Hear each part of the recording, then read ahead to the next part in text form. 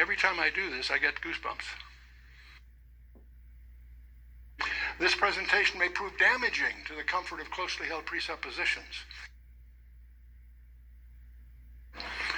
The thing you need to discover is that every number, every place name, every detail in those 66 books is there by deliberate design. And that's something you need to discover for yourself, because if once you discover that, it changes your perspective in regarding the integrity of the whole, not just in broad brush sense, in a very detailed way. Are there hidden messages in the Bible? And that is mentioned several places. One way is in Proverbs 25:2. It's the glory of God to conceal a thing, and the duty or honor of kings to find them out. So I'm going to show you some of those things.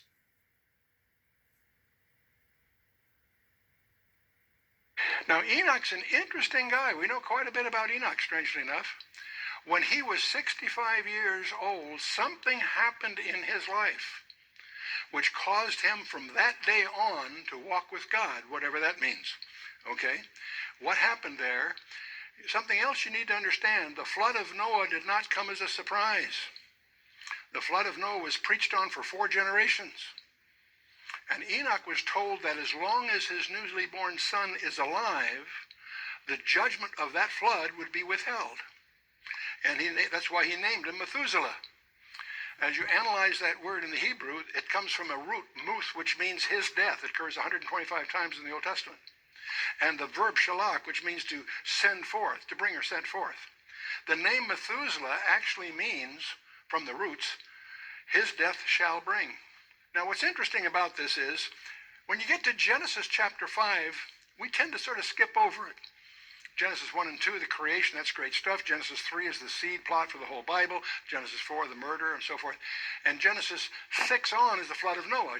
Genesis 5 is one of those chapters you have a tendency to skip over. I mean, what is it? It's just a genealogy of 10 guys, okay? Adam, Seth, Enosh, Kenan, Mahalalel, Yared, Enoch, Methuselah, Lamech, and Noah. The problem with Genesis 5 is that it's not translated for you. Most of us are operating from an English translation.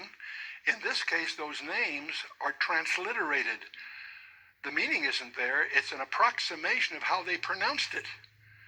And so we don't know how to deal with it. See, what do names mean? My legal name is Charles. What does that mean? Nobody knows. It's been lost. People have different conjectures, but no one's quite sure. Many of us in this room probably have names that were just given to us by parents because it appealed to them at the time. It doesn't necessarily carry significance. But in Hebrew, it's a whole other thing. Many of you may not realize that Hebrew is the only language that's sememic, not just phonetic. Most alphabets are phonetic. They lend insight as to how you pronounce a word. Hebrew is unique in that the original Hebrew, the Paleo-Hebrew, symbolized a concept, not just a sound, a meaning.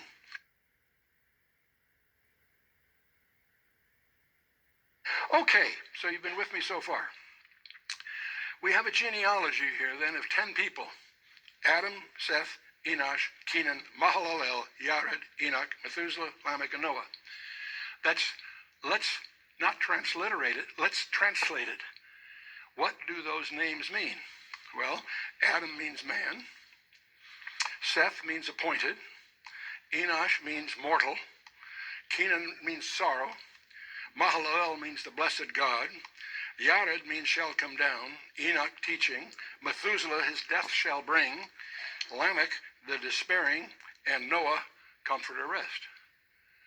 Man's appointed mortal sorrow. But the blessed God shall come down, teaching that his death shall bring. Whose death? God's death. Man is appointed mortal sorrow, but the blessed God shall come down, teaching that his death shall bring the despairing comfort or rest. Wow, every time I do this, I get goosebumps. Now, there's no way, this has several implications. There's no way you'll ever convince me that a group of Jewish rabbis conspired to hide a summary of the New Testament Christian gospel in a genealogy in the Torah? No way.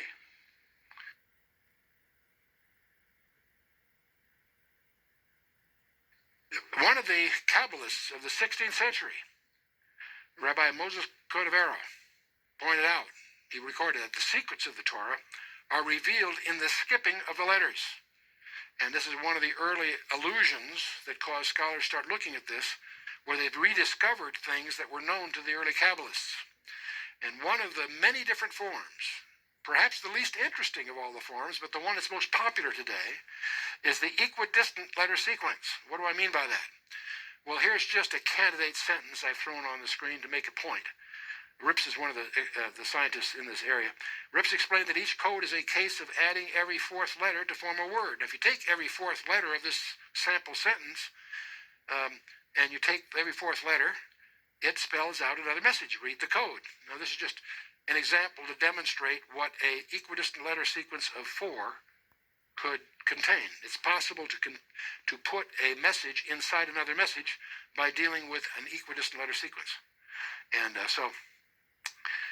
one of the Kabbalistic discoveries that a guy by the name of Weissmandel discovered after World War I, he lived between World War I and World War II, and he rediscovered something the Kabbalists had dealt with. The word Torah is 4 letters in Hebrew, the equivalent of what we would call a T-O-R and H, a Tau, Vav, Resh, and He. And if you go to the first Tau and you count 49 letters, 7 squared, you get to a Vav. You again count 49 letters, you get to a Resh. And you count another 49 letters, and you get a He. And that happens to spell Torah. Bear in mind, as I say, we write backwards compared to them, but you get the idea. Okay, so you say, well, gee, that's cute. Could be just an accident of circumstance. Yes, it could, I suppose. Let's take a look at Exodus. Same thing happens. You go to the first Tau, count 49 letters, you get a Vav. Count 49 letters, you get a Resh. Count 49 letters, you get a He. And again, you spell Torah. Now, for it to happen twice that way starts to suggest somebody did it on purpose. Trying to do something like that on purpose turns out, by the way, to be far more difficult than it looks at first. Well, you go to Leviticus, and nothing happens. You feel a sense of relief, probably. You go to Numbers, the same thing happens, but with a switch. It is spelled backwards. You go to Deuteronomy, the same equivalent thing happens backwards. And well, you take another look at Leviticus, and you don't use 49, use 7. You discover at intervals of 7, you have the name of God, the Yad-He, Vav-He. Now you stand back from this whole thing. In Exodus and Genesis, it goes forward. In Numbers and Deuteronomy, it goes backwards. And the suggestion the Kabbalists will tell you is that the Torah always points to Yad-He, Vav-He. So the one thing you can't deny here is the evidence of design. Somebody designed this package. And the more you study this package, the more you find laced all through it are evidences of very skillful design. And that's something that, in my opinion, we owe a debt to the Kabbalists for, because they're the ones that really reveal this to us. And why, you say, why 49? Well, of course, it's the square of 7. And there's the counting of the Omar in the Hebrew calendar. Rabbi Hirsch said that the Jews' catechism is his calendar. Feast of First Fruits, First of Weeks, and so forth. Also, there's the prophetic genealogy in the book of Ruth. In Genesis 38, Judah and Tamar give birth to Perez and Zerach. Boaz descended from Perez. Boaz married Ruth, had a son named Obed. Obed had a son Jesse, and the father of David. In Genesis 38, this is Genesis 38, in the days of Moses, these names are encrypted at 49 letter intervals in chronological order. Bear in mind, in the book of Ruth, which is the time of the Judges, it mentions Boaz, Ruth, Obed, Jesse, David. Fine. But that's not even until Samuel. You haven't got to the monarchy yet. But go back to the books of Moses, in Genesis 38, you can find the 3 letters that make up the name of Boaz at 49 letter intervals. You continue the 49 letter intervals, you find you have Ruth at 49 letter intervals. Continuing in that passage, 49 letter intervals, you have Obed, and then you have Yishay, or Jesse, as we would call it. And then you have, at 49 letter intervals, the name of David. So what you have here is Boaz, Ruth, Obed, Jesse, David, each encrypted with an interval of 49 in chronological order. Now, the cynics will say, well, that's just all just an accident of statistical circumstance. I don't think so.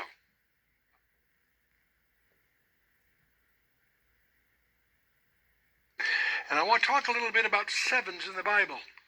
And they occur in over 600 passages. I probably should have said 700. Some are very overt. Some are structural. You really have to, and some of them are even hidden. But the sevens are everywhere. In fact, there's a discovery that I want to touch on about called the heptadic structure of the Bible. I want you to imagine a challenge. Imagine yourself being assigned in that classroom context with a blank sheet of paper. And what I want you to imagine, you don't have to literally do it, but I want you in your mind's eye to accept an assignment to create a genealogy. You can do it from fiction if you like. But I want the number of words that you're going to end up using to be divisible by 7. In other words, if you take, when you finish making your little genealogy, if you count the words and divide by 7, there should be no remainder. In other words, I want you to have your assignment a multiple of 7 exactly. How many could do that? It's not hard to do, especially in English. You can fudge it around, okay.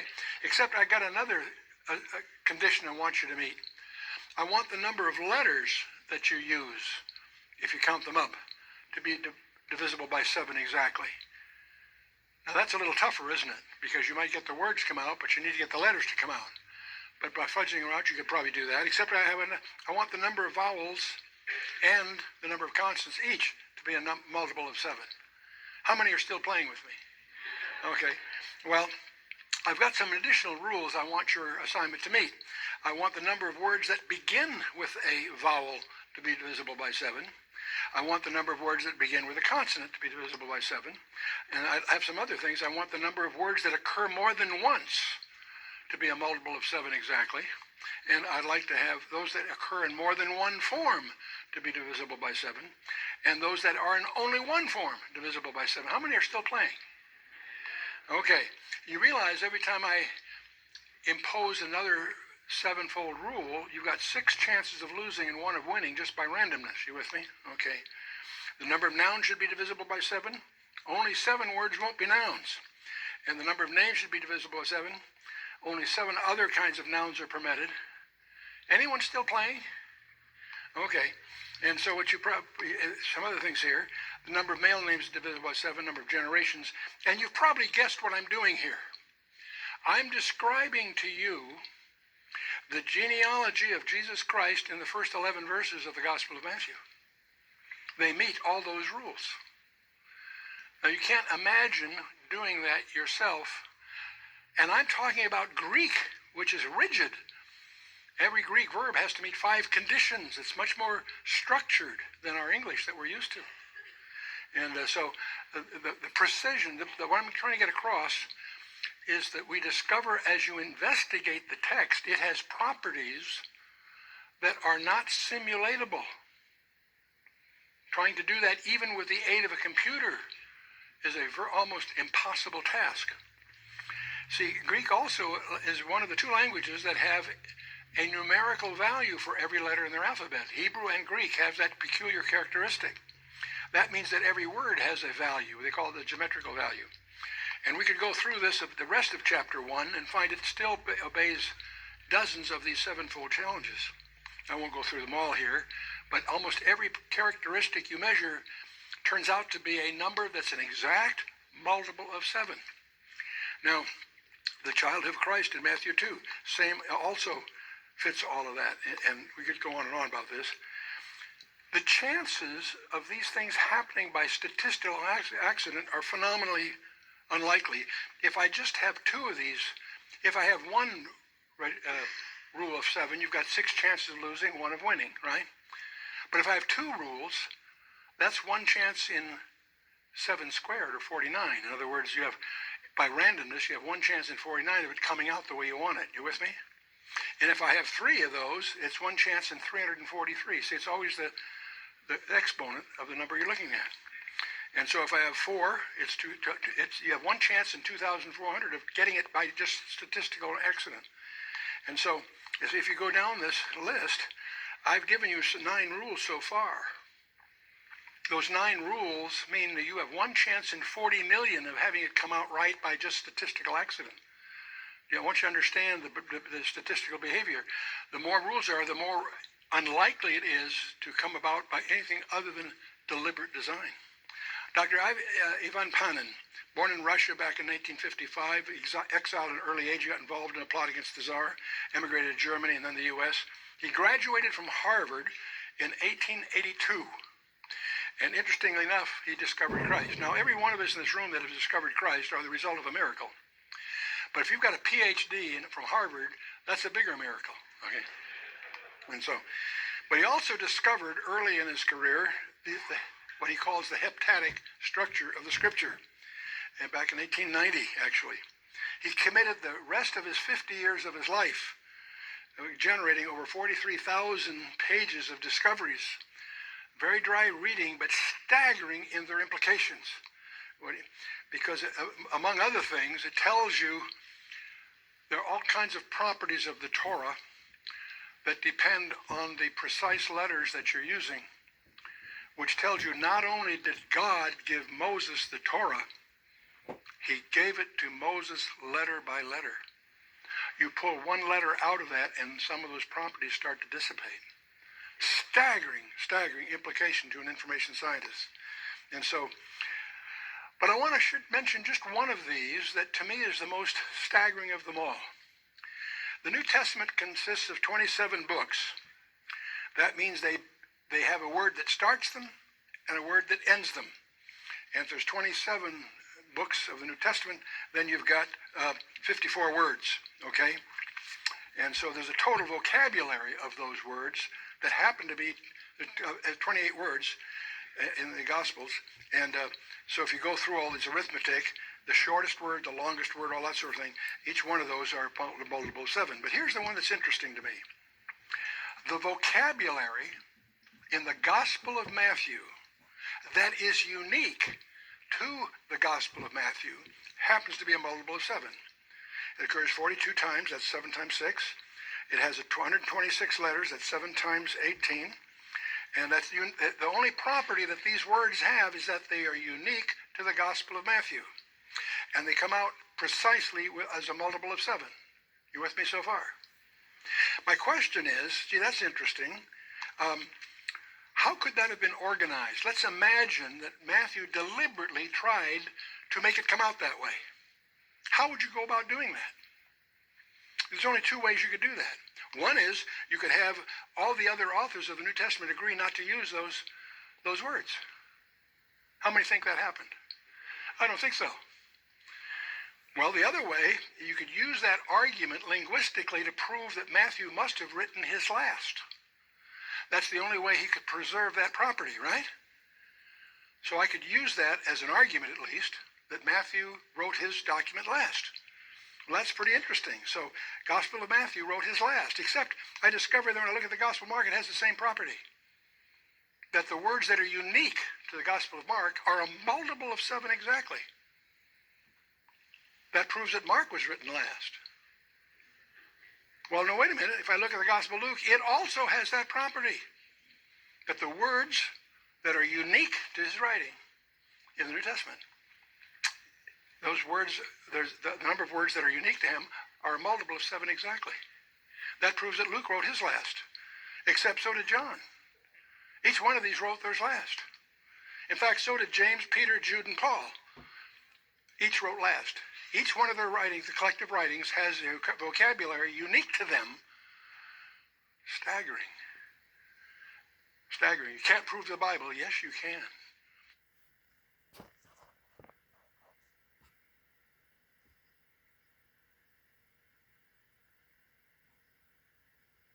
So here are these 4 camps. Judah, Issachar, and Zebulun, Reuben, Simeon, and Gad, Ephraim, Manasseh, and Benjamin, Dan, Asher, and Naphtali. We have their numbers. If you add those numbers, you will get the population of each of the 4 camps. And we're not through yet. What do you say? Gee, Chuck, what do I do with that? Well, let's back up here.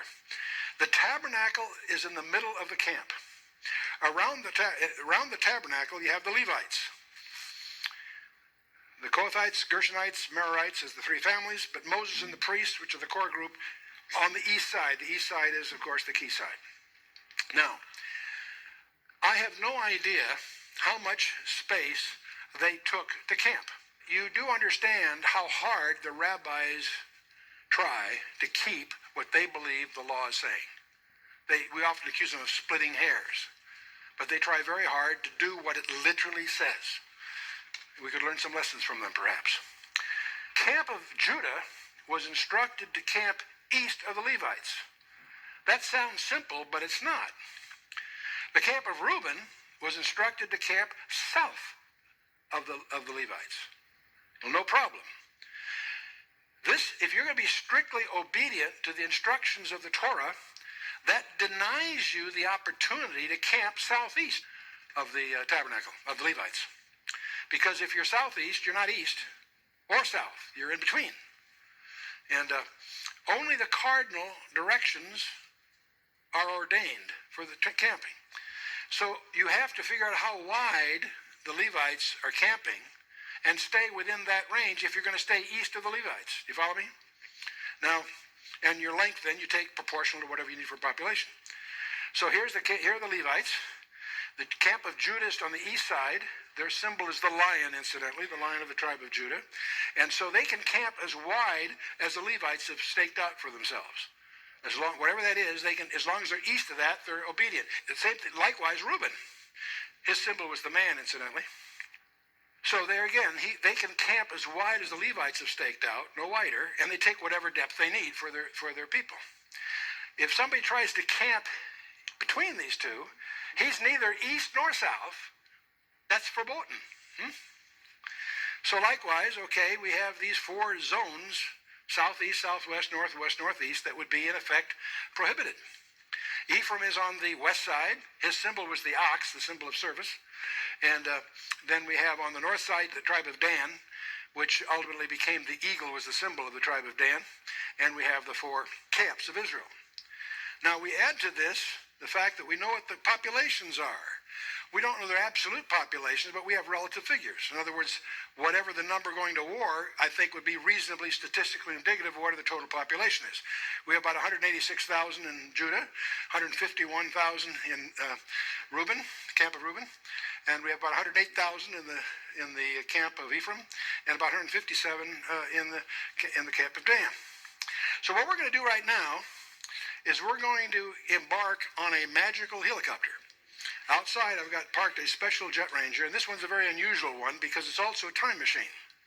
So we're all going to, in our mind's eye, get in this helicopter, and as we fly over to Israel, we're going to crank it back about, 4,000 years? And 3,000 some. And we're going to approach the camp of Israel from the east side. And as we approach the camp of Israel, we'll see, of course, right in the center of it, the tabernacle and the Levites. But as we begin to appreciate, this is basically a sketch of the camp of Israel made to scale. I'm using the area of the Levites as my unit. And whatever that is, the length, the proportions of the arms will be proportional to the populations. The largest one is to the east, 186,000 units, say. The shortest one to the west. And the other 2 nominally about the same.